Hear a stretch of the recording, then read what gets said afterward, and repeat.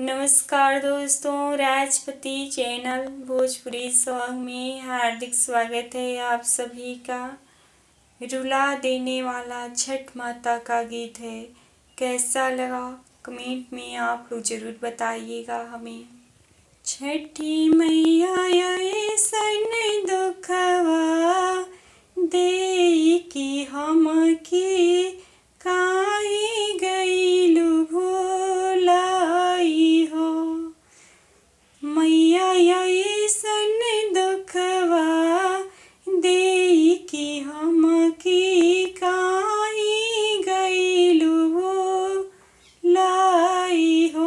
छठी मैया ऐसन दुखवा दे कि हमके काहे गइलु भुलाई हो। घरवा न देहलो मैया बरवा जो दिहलु हो। घरवा न देहलो मैया बरवा जो दिहलु हो। अरे बानल मारी कोखिया मैया खोली नाही देलु हो। अरे बानल हमरी कोखिया छठी मैया खोली नाही देलु हो। छठी मैया बानल हमरी कोखिया छठी मैया खोली नाही देलु हो। सुना सुना छठी मैया गोदिया ना भरी देलु हो। अरे सोना सोना सोना छठी मैया गोदिया ना भर देलु हो। अरे छठी मैया सोना सोना छठी मैया गोदिया ना भरे देलु हो।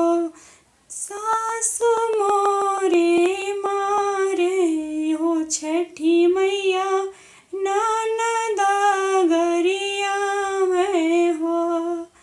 सासु मोरे मारे हो छठी मैया ननदा गरिया में हो।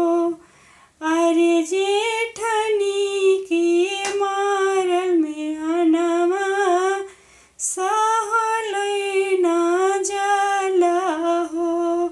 अरे जेठनी के मारल में हनमा सहलो ना जाला हो। अरे जेठनी के मारल में हनमा सहलो ना जाला हो। अरे गोतिनी की मारल में हनमा सहलो ना जाला हो।